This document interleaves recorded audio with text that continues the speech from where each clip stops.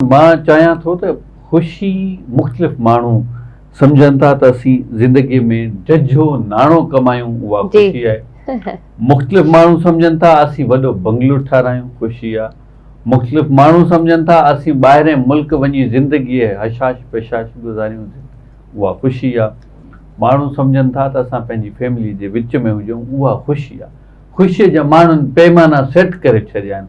तव्हां छा चवणु चाहींदव? मुंहिंजो सुवालु इहो प्लीज़। हाणे इहे जेके ख़ुशियूं तव्हां ॿुधायूं न, असां वटि आइडियल में इहे ई शयूं आहिनि। छा थियणु चाहियो था, इहो थियणु चाहियो था जेको तव्हां डिफाइन कयो। हा, पर इहे सभिनी माण्हुनि वटि तव्हां विज़िट कयो, मां कयो आहे, उन्हनि जूं ज़िंदगियूं पढ़ियो जी, यानी हवाई ॻाल्हि न कजे जी, उन्हनि जूं ज़िंदगियूं पढ़ो, जेकॾहिं मुमकिनात उन्हनि जे अंदरि लिया पायो। सभ खां वधीक बदनसीब माण्हू इहे आहिनि जिन वटि बेइंतहा पैसा आहिनि।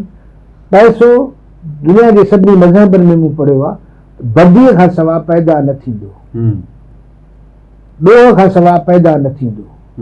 माण्हू महिनत मां एतिरो कमाईंदो जो पाण बि खाए, ॿिए खे खाराए सघे, ॿिए जी मदद करे सघे, बसि। त हीउ जेको बि कुझु तव्हां ॾिसो था, मां त एतिरो बाग़ी माण्हू हुउसि, मुंहिंजे माउ वटि वॾी ज़मीनुनि जी दौलत हुई।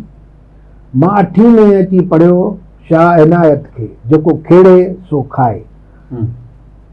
मुंहिंजे दिलि खे लॻी, ॾाढी ॻाल्हि लॻी, त मां न ज़मीन ते वञा थो, न हर थो हलायां, न राता थो कयां, न पाणी थो ॾियां, ऐं जेको अन लाइ खे चवां थो मुंहिंजो आहे। हाणे क़ुर थो चए ज़मीन अलाह जी आहे, जेकॾहिं ज़मीन अलाह जी आहे, नेचुरल हुनजी आहे न साईं। सॼी फितरत, मां ॼाओ हुउमि त खणी कोन आयुमि, हिकिड़ो को खणी आयो आहे ज़मीनदार त ॿुधाए, हर को ख़ाली हथ ईंदो आहे।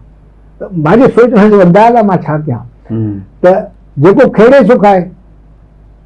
बहरहाल उहा मां ज़मीन न ॾिठी आहे, न मां ते वियो आहियां, न मां हिकिड़ो मण अन्न जो कॾहिं वरितो आहे। मां उहा हारनि खे जेका खेड़े सो खाए वारी ॻाल्हि आहे।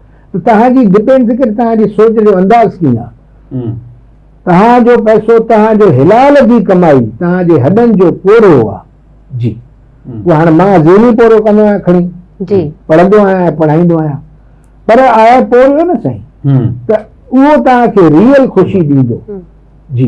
करोड़ो रुपया तव्हां रिश्वत में थींदव, उहे वेंदा बि ईअं, ऐं उहे तव्हांखे दुख, बीमारियूं ऐं तकलीफ़ूं ॾेई वेंदा, कॾहिं तव्हांखे, कॾहिं तव्हांजे माइटनि खे, कॾहिं औलाद खे। त इहे माण्हू सभ खां वॾा बदनसीब आहिनि, जेके रुॻो पैसा गॾु कनि था, पैसनि खे ख़ुशी सम्झनि था, ऐं पैसनि जे ख़र्च करण खे इंजॉयमेंट मञनि था।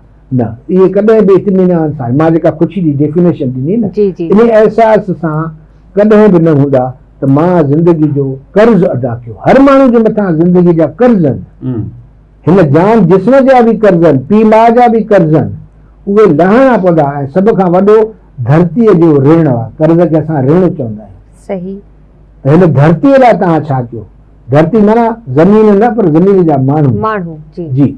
उन्हनि लाइ मां छा, हाणे सोच जो अंदाज़ आहे न, जेको तव्हां चओ था स्टैंडर्ड, उहो रुॻो ज़ाती सोच आहे, पंहिंजे हिकिड़े माण्हू लाइ, पंहिंजे ख़ानदान ॿारनि लाइ। ऐं हाणे त उहो ज़मानो आहे त पीउ माउ खे कढी फिटी था करे अचनि ओल्ड हाउसिस में, मुंहिंजी ज़ाल, मुंहिंजा ॿार, मॉडर्न फैमिली जो मुंहिंजो त दिमाग़ फ्री आहे। मां पंहिंजे ॾाॾे ॾाॾी, चाचे चाची सां गॾु रहंदो, उन्हनि खे पंहिंजी फैमिली थो सम्झां। हाणे मूंखे सेखारे वियो, रियली थो चवां, सेखारे वियो त बाबा छाजो फैमिली थींदी आहे, पीउ मां ॿार, माना इमीडिएट सिर्फ़ु असांजी फैमिली आहे।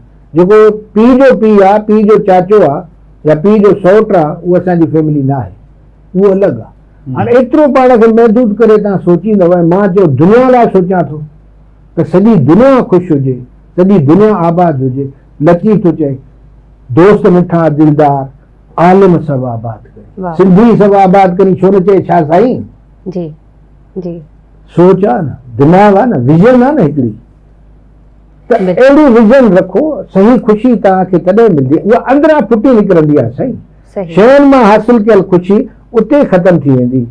यानी तव्हां शरबत था पियो या शराब था पियो, उहा ओसि ताईं ख़ुशी हूंदी जेसि ताईं तव्हां उहो पियो था जी, उन खां पोइ न हूंदी। छो त अंदरि तव्हांजे हिकिड़ो ज़मीर आहे, अलाह हिकिड़ी अहिड़ी शइ अंदरि रखी आहे जेका तव्हांखे कंडेम कंदी, बाक़ाइदे कंडेम, उन खां कीअं बचंदव? त जेका ख़ुशी असां चऊं था ॿिए खे ख़ुशि करे ख़ुशि कयो, उहा तव्हांखे इत्मीनान ॾींदी तव्हां मथे खे विहाणे ते रखंदव तव्हांखे निंड अची वेंदी। करे ॾिसो तव्हां ॿिए जे लाइ सफ़ाई सादगी ऐं सुठाई सां जीअण, ॿिए जे कमु अचण सां तव्हां हमेशह ख़ुशि रहंदा।